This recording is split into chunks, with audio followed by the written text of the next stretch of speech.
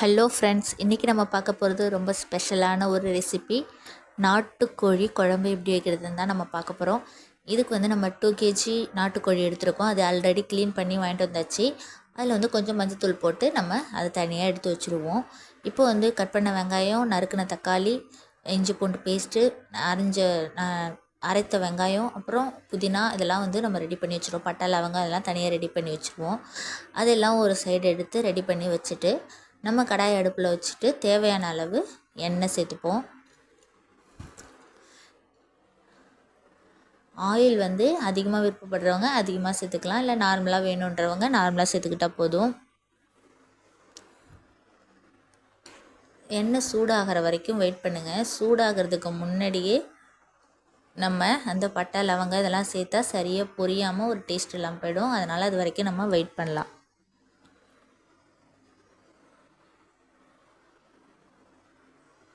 இப்போ இதில் கொஞ்சமாக பெருஞ்சீரகம் தூவிக்கலாம். ஃபஸ்ட்டு எண்ணெய் காஞ்சோடனே பெருஞ்சீரகம் கொஞ்சம் போட்டுக்கோங்க.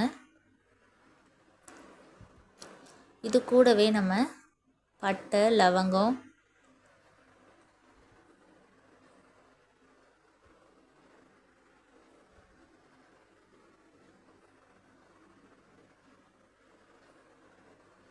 அது எல்லாத்தையும் சேர்த்துக்கலாம். கடற்பாசி,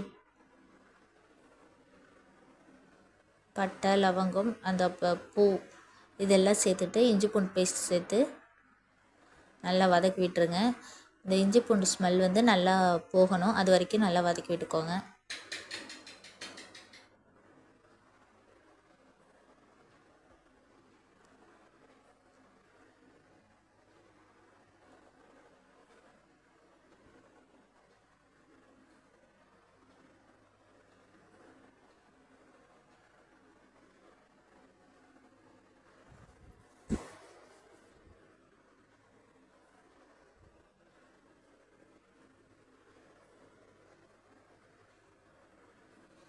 இப்போ நம்ம நறுக்கின வெங்காயத்தை இது கூட சேர்த்து வதக்கிக்கலாம்.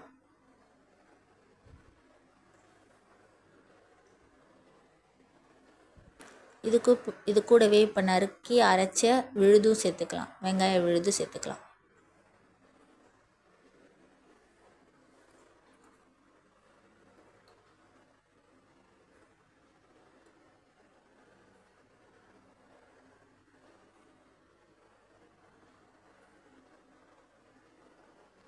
இது எல்லாம் வதங்கி நல்லா பச்சை ஸ்மெல் போகிற வரைக்கும் வதக்கி விட்டுருங்க.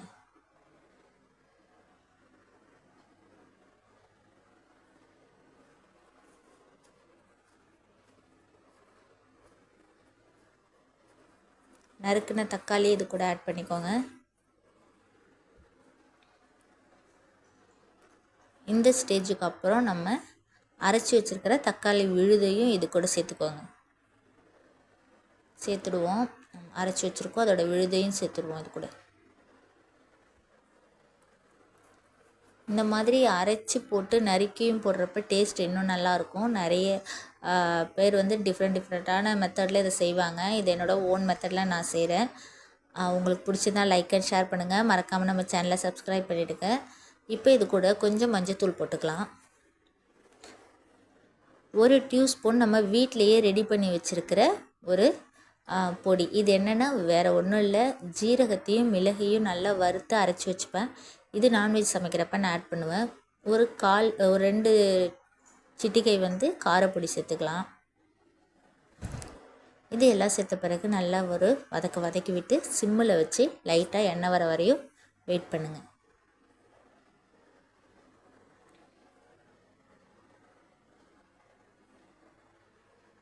லைட்டாக அந்த ஸ்டேஜில் நம்ம கொஞ்சம் உப்பு போட்டுக்கலாம். இப்போ நல்லா கிளறி விட்டுடுங்க. இதோட கலரே பாருங்கள், ரொம்ப அமேசிங்கான ஒரு கலராக இருக்குது. சூப்பராக இருக்கும். இதே மெத்தடில் நீங்கள் ட்ரை பண்ணி பாருங்கள், ரொம்ப டேஸ்ட்டாக இருக்கும். இதுக்கப்புறம் இது கூட வந்து நம்ம தேவையான அளவு குழம்பு மிளகாய்த்தூள் சேர்த்துக்கலாம். அவங்கவுங்க காரத்துக்கு தகுந்தாற்போல் குழம்பு மிளகாய்த்தூள் சேர்த்துக்கோங்க. நான் 3 டியூஸ்பூன் அளவுக்கு போட்டிருக்கேன், டேபிள் ஸ்பூன். இதுவும் நல்லா பச்சை வாசனை போகிற மாதிரி நல்லா வதக்குன்னு வதக்கி விட்டுடுங்க.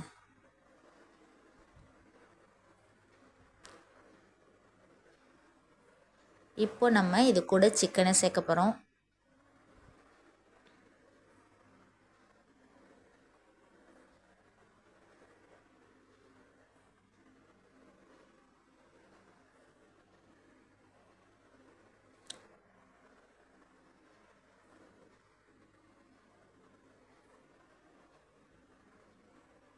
இப்போ எல்லா சிக்கனையும் நம்ம இது கூட சேர்த்தாச்சு. இந்த சிக்கன் எல்லா சிக்கன் மேலேயும் மசாலா படுற மாதிரி நல்லா கிளறி விட்டுக்கோங்க. நல்லா ஈவனாக ஸ்ப்ரெட் பண்ணி விட்டுருங்க.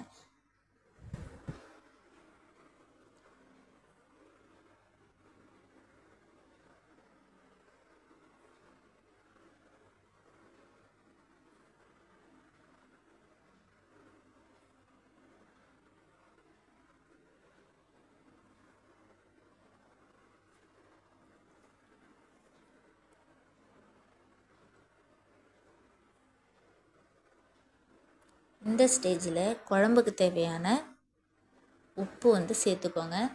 கருவேப்பிலை, கொத்தமல்லி தழை லைட்டாக போட்டுக்கோங்க.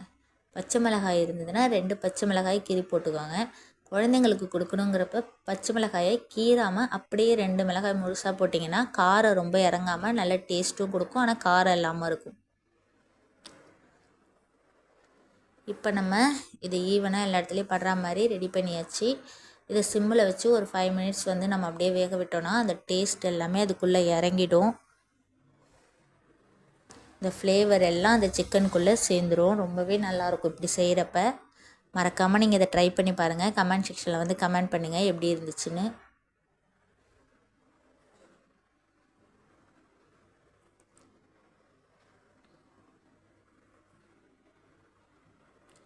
இப்போ இது கூட நம்மளுக்கு எவ்வளோ தண்ணி தேவையோ அந்தளவுக்கு தண்ணி விட்டுக்கோங்க.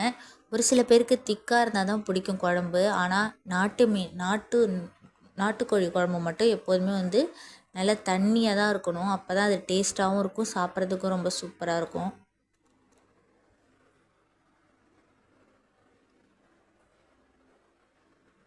ரொம்ப தண்ணியாக இருக்க பிடிக்காதவங்க கொஞ்சம் மிளகாத்தூள் சேர்த்துக்கிட்டிங்கன்னா கரெக்டான ஈவனில் வந்துடும். நான் கொஞ்சம் குழம்பு தண்ணியாக தான் வைக்கிறேன், ஏன்னா அப்போ தான் அதோட டேஸ்ட்டு ஃபுல்லாக நம்மளுக்கு கிடைக்கும்.